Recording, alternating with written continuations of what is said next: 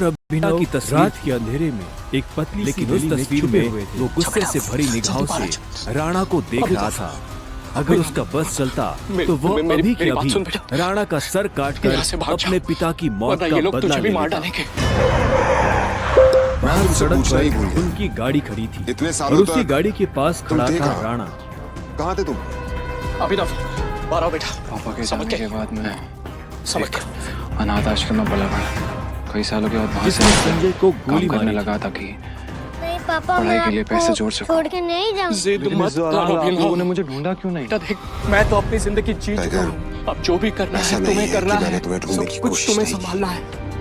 और मेरी बात सुन, एक बार यहाँ से जाए, जैसे कि मैंने तुम्हें बताया उसके बाद दोबारा कि मुड़ तुम्हारे के पापा मत के जाने के बाद माफिया वर्ल्ड में अफरा तफरी मच गई संजय ने थी। कहा और हम उसे भी संभाल रहे थे एक सोने की अंगूठी और तुम्हें भी निकालकर ढूंढने की अभिनव कोशिश को कर थमा रहे दी। थे, उस पर लेकिन टी वक्त के लिखा हुआ साथ था। साथ और तुम्हारा एक चेहरा भी बात बदल रहा था, इसलिए हमेशा याद रखना, तुम्हें ढूंढने में अपनी बहुत मुश्किल आखिरी हो रही है। सांस तक लड़ना है। फिलहाल समझ गया ना टाइगर? अब तुम मिल गए हो। अब संजय ने तुम्हें अभिनव देखकर की मॉन्टी और माफी को बाकी क्यों सब लोग बहुत खुश होंगे। मोंटी का नाम सुनते ही अभिनव को गुस्सा आ गया रन था। टाइगर। मोंटी रन एक टाइगर, गद्दार का रन। बेटा था।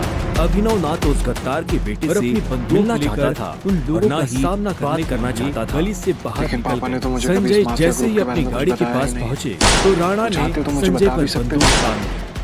तब तुम बहुत छोटे थे, शायद इसीलिए संजय ने तुम्हें इन सब चीजों से दूर रखा। लेकिन मेरा यकीन मानो, मैंने तुम्हें ढूंढने की कोशिश की। अब तुम मिल गए हो तो मुरझाया हुआ द माफिया किंग फिर से जिंदा हो गया। चीयर्स।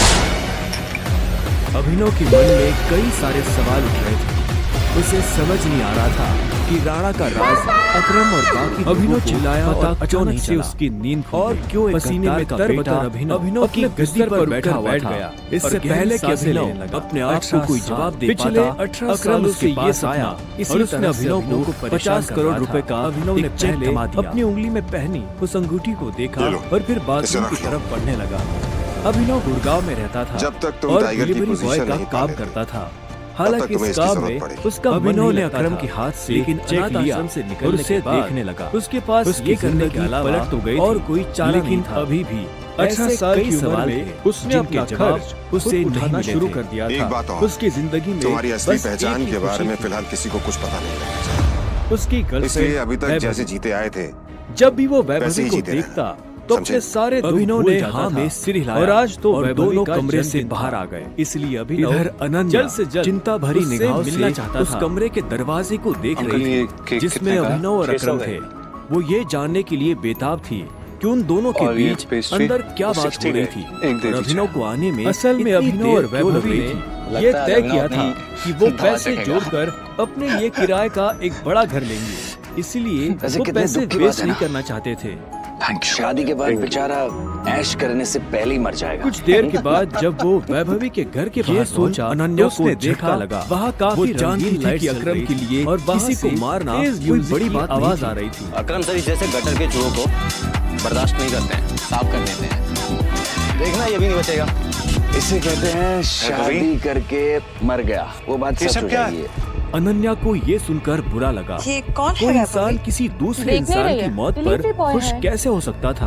पर हम तो केक Please. मंगवा चुके थे ना। एटलीस्ट उसके बारे में इस तरह से पेस्ट्री बात क्यों तो मत मंगवाई? करो। तो कैसी बातें करें? जिसके जैसे लक्षण होते हैं ना, याद उसके बारे में आया। वैसी ही बातें ये होंगी। तो वही डिलीवरी देवेन, बॉय है देवेन। ना जिसको सही तू कह रही है। डेट कर रही थी। बिल्कुल ठीक कह रही हो। हमें उसके बारे में ऐसे बात नहीं करनी चाहिए। वैसे भी मेरे दादाजी ने कहा कम था ऑन यार कि वैभवी, तेरा मरे हुए लोगों स्टैंडर्ड के इतना बारे में गिर ना जाएगा गलत मुझे बात नहीं नहीं करनी पता चाहिए। था। हैप्पी बर्थडे इससे पहले कि अनन्या कुछ कहती अभिनव देवेन को अच्छी तरह से बाहर आ रहा था। वो एक बड़े बाप के बदन पर और हर छोटी सी खरोच भी नजर नहीं आ रही थी। जब देवेन को यहाँ देखा अभिनव का दिमाग खराब हो गया तो उसके हाथ में हैरानी के मारे गिफ्ट था। उसके आगे अभिनव के हाथ में लटकी पेस्ट्री की थैली इसे देख कुछ के तो भी लग ही नहीं नहीं लग रही थी। कि अकरम सर ने इसे हाथ भी लगाया। वैसे जितनी देर तक ये दोनों कमरे के अंदर थे, तब तक इसकी नाक टूटी हुई होनी चाहिए थी, पर ये तो दोस्तों, तुम लोगों को मेरे ऊपर डाउट था, मेरे स्टैंडर्ड्स पर डाउट था। लेडीज एंड जेंटलमैन, अब बताती मैं हूँ आप मेरे सबको स्टैंडर्ड्स। किसी से मिलवाना चाहता हूँ। ये अभिनव, मेरे तुमसे सबसे breakup पुराने कर- ड्राइवर का बेटा। और नहीं तो फिर ये बहुत अजीज है। भिखारी कब तक तुझ जैसे गरीब के साथ ऐसी आधी पेस्ट्री खाती अकरम ने रहेगी? जैसे ही अभिनव का सबसे परिचय करवाया तो देवेन और सनी खुश हो गए, लेकिन अनन्या को ये सुनकर झटका लगा। Enjoy the party please. इतने में अकरम ने कहा और अभिनव को अकेला छोड़ बाकी लोगों से मिलने के लिए निकल गया। देवेन और सनी को अभी तक समझ नहीं आ रहा था वहाँ से निकल गया। वो उन दोनों की शक्ल क्यों दे रहा था नहीं देखना चाहता। अभिनव को इस बात से कोई लेना देना नहीं था कि सनी और देवेन उसकी आंखों बारे में क्या सोच रहे थे। दिल उसकी आंखों के सामने बस हर घूट के साथ पिता की शक्ल आ रही सामने उसे वो दृश्य याद आ रही जिसमें देवेन ने संजय को गोली मारी थी। अभिनव को ये भी याद आया कि उसे खुद भी गोली लगी थी, लेकिन उसकी किस्मत अच्छी होने की वजह से वो बच गया था। अभिनव धोखे के नशे में डूबकर मुझे नहीं लगा था कि बेहोश तुम हो अपने चुका पैरों था। पर बाहर भी लेकिन आ उसके लिए ये रात यहाँ खत्म नहीं होने तुम्हें मेरी वाली इतनी थी। चिंता हो उधर रही जब थी। अभिनव प्लीज, सड़क पर बेहोश हो गया मुझे था चिंता तब नहीं हो इधर रही थी, बस सनी सिंह अपनी तुम्हें गाड़ी अपनी में चिंता होनी बैठा चाहिए ना। बेचैन हो रहा था। अगर जिंदा सनी रहना सिंह की चाहती हो तो बहन अनन्या उसके गले थोड़ा का बच कांटा करो। बन गई थी। सनी अपने दादा हरदेव पाल सिंह की नजर में आने के लिए अपन और सुने थे अनन्या संदर्भ को के रास्ते से हटाने के लिए कुछ उन्होंने भी मुझसे कर कहा सकता कि था अगर देवेंद्र और से आज जगह वो तो अपनी तुझसे गाड़ी सवाल में पूछे तो अपने उसे आदमियों जवाब के मत साथ देना। निकल पड़ा था अपनी बहन को सबक सिखाने के लिए। देवेन ने उसे गाली दी, लेकिन अभिनव पर उसका कोई असर नहीं हुआ। उसके दिमाग में इस वक्त पहले से ही कई जरूरी चीजें घूम रही थी। इसके बाद पूरी पार्टी के दौरान अनन्या ने अभिनव से गाड़ी कोई में डालो बात इसे। नहीं की। सुबह होने से पहले अगर हमने इसको यहाँ से अनन्या पास कमरे में में नहीं डाला वहीं तो ऐसा मौका दोबारा नहीं मिलेगा। तुमने सोच भी कैसे लिया कि मैं तुम्हारे साथ तुम्हारे घर आ रही हूँ? तुम्हारी हालत ऐसी है तो पता नहीं तुम्हारे घर की हालत कैसी है। सनी के आदमी अभिनव को उठाकर सीधा रूम नंबर 409 में घुस गए। अपनी ये दो कौड़ी का लॉजिक ना अपनी उतारो, जेब में रखो। पेट पे लिटाओ उसको। पहले तुम मुझे ये बताओ, तुम मेरे बिस्तर में कैसे आए? उन्होंने ये सवाल अभिनव तो मैं भी को तुमसे बहुत पूछना चाहता आहिस्ते हूँ। से उस अच्छी बिस्तर बात। पर लेटा लेकिन दिया। मैं तुम्हारे कहा साथ पहले से तुम्हारे घर सनी की नहीं आ रही हूँ, मैं बहन अपने घर अनन्या जा सोई रही हुई हूँ, थी। ठीक है? और अगर इन फ्यूचर मजबूरी भी रहे ना तो मैं तुम्हारे साथ तुम्हारे घर में नहीं सुबह रहूंगी, जब तुम अभिनव मेरे ने घर रहने करवट आओगे। बदली एक तो उसका नौकर की हाथ तरह। एक नरम समझे? हाथ से टकरा। अभिनव ने पहले उसे देखा टूटी और फिर अपनी उंगली में कि वो पहनी हुई उस अंगूठी को देखने में लेटा हुआ था। अगर आज वो अंगूठी नहीं होती तो पता नहीं उसका क्या होता।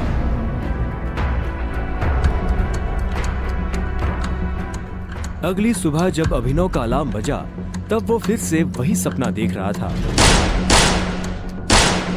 अलार्म की आवाज सुन वो झटके से उठा और अपने बिस्तर पर बैठ गया। तुम मेरे कमरे में उसने क्या कर रहे हो? उठते ही मन ही मन सबसे पहले अकरम को तुमने मेरे साथ क्या धन्यवाद किया? दिया, जिसने उसके पिता की कंपनी को इतने सालों बाद भी जिंदा रखा, लेकिन साथ ही उसे अपने पिता को खोने का मलाल भी था। इसी ख्याल के साथ अभिनव बिस्तर से उठा और अपने काम पर जाने के लिए तैयार होने लगा। मुझे तो अकरम के तुम्हारे हिसाब कैरेक्टर पर से हमेशा उसकी से डाउट डिलीवरी बॉय की कितनी जॉब बार उसे मैंने अपनी दादाजी को पहचान समझाया, छुपाने में बोला, काफी पर हर मदद बार कर बोले, सकती थी। मेरी अभिनव ने अपनी अनन्या जेब ऐसा नहीं में कर सकती। अकरम का लो, दिया हुआ चेक डाला कर दिया और घर तुम्हारी से अनन्या निकल ने गया। ऐसा। अब पता है एक दादाजी घंटे को बाद जब वो उनकी अपनी पोती बाइक की से ये जो ऑफिस रंग आया रलियां चल और रही हैं, कॉरिडोर इनका में चलने लगा लाइव तो उसे टेलीकास्ट पीछे दिखाने से के लिए आवाज आई। डिलीवरी बॉय बुला लिया।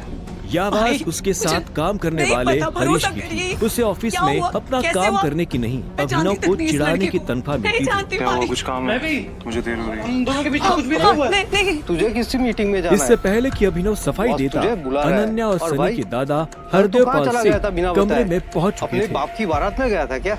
ये सुन उनके पहनावे से समझ आ रहा था कि वो बहुत चाहता तो अभी हरीश के सारे दाल में देख उनकी आंखें अलग गुस्से में लाल हो गई, लेकिन उसने अपने आप को शांत किया और उसकी बात का जवाब दिए बिना अपने बॉस के कैबिन की तरफ बढ़ने लगा। बिल्कुल नहीं है। Good morning sir. तुम्हें अच्छे से नियम पता थे। ऐसा क्या है गुड इस मॉर्निंग में? मैं सारे नियम अभिनव तोड़ के दिए। पास इस सवाल का कोई जवाब नहीं था। ऐसे में उसके बॉस ने आगे कहा, कल तुम बिना बताए चले जब अभिनव की नजर हरदेव से इस बात का भी कोई जवाब नहीं वो अपनी आंखों के सामने तो अपने बॉस को कोई बहाना बनाकर टाल सकता था, लेकिन अभिनव झूठ नहीं बोलना चाहता था। कल इतनी सारी डिलीवरी थी, तुम्हारी वजह से हमारा कितना नुकसान हुआ तुम्हें पता है? सर मुझे महीने में कैजुअल लीव तो मिलती है। वही नहीं है। शट अप, काम तो तुमसे होता नहीं है, बस बहस करने चले आते हो। ये कंपनी तुम्हारे बाप की है। ये सुनते ही अभिनव का पारा गर्म हो गया था। उसने गुस्से में अपनी मुट्ठी खींच ली और घूरते हुए अपने बॉस को देखने लगा। भूल क्या रहा है? अपना सामान बांध और निकल यहाँ से। इससे पहले कि अभिनव ये सुनकर झटका नहीं हरदेव के आदमी में वो जानता मारना शुरू कर दिया था। ऐसा कुछ अभिनव हरदेव की उम्र का उसका बॉस और देवेन एक दूसरे को बहुत अच्छी तरह से जानते थे। कल पार्टी में अभिनव ने देवेन को जिस तरह से जवाब दिया हॉस्पिटल भेज देना तुझसे सवाल पूछे तो जवाब मत शाम को उससे उसे समझ आ गया था कि आज नहीं तो कल ये होकर रहेगा। ठीक है, कोई बात नहीं, मैं चला जाता हूँ। मुझे शाम को अकरम की पार्टी शादी में दे दीजिए। ये तुम्हारे साथ तेरी जरूर वजह नजर आना से चाहिए। हमारा जो नुकसान हुआ उसकी भरपाई अगर मैं तेरी सैलरी से भी करूँ ना तो भी तुम्हें अपनी जेब से 10,000 रुपए देने पड़ेंगे। शुक्र मना कि वो मैं तुझसे नहीं मांग रहा, इसलिए चुपचाप निकल यहाँ से। क्या बोल रहे हो क्यों मेरी जिंदगी बर्बाद कर दी तुमने? अब तो 25,000 का नुकसान हो गया। क्यों? मैं तब तक यहाँ से नहीं जाऊंगा जब तक मुझे मेरी सैलरी नहीं मिल जाएगी। सैलरी दीजिए। जवाब नहीं था। सैलरी रुक, अभी देता हूँ तुझे तेरी सैलरी। उसके जाकर कहा और टेबल पर होने वाली पार्टी के लिए तैयार होने अगले ही पल कमरे का दरवाजा खुला आदमियों का 4 बाउंसर वो जानता था कि अनन्या पहले से काफी मुश्किल में थी और वो अपनी वजह से उसकी मुश्किलें और नहीं बढ़ाना चाहता था। अभिनव के पास ले देकर बॉस के मुंह से ये सुनते ही वो चारों अभिनव पर धावा बोलने की जगह जगह से फटा, लेकिन इससे पहले उनमें से कोई जब अभिनव ने कर पाता अभिनव ने उन्हें पटकनी दे दी। उसने किसी का हाथ तोड़ा तो किसी का पाँव, किसी की पेट में मुक्का मारा तो किसी के पेट पर काफी बड़ा था। देखते बॉस के सारे आदमी ढेर हो गए। वो एक अमीर परिवार से भौचक्का रह गया। जितना अभिनव महीने का कमाता था बॉस के पास आया। अनन्या ने सैंडल पहनकर बोला,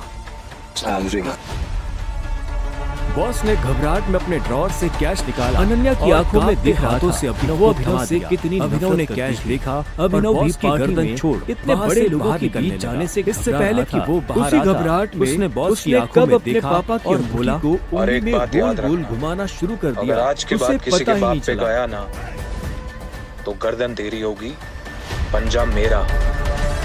ये सुन बॉस के होश उड़ गए थे। उसे पता था कि अभिनव एक गुस्सेल आदमी है, लेकिन उसने कभी उसका गुस्सा देखा नहीं था।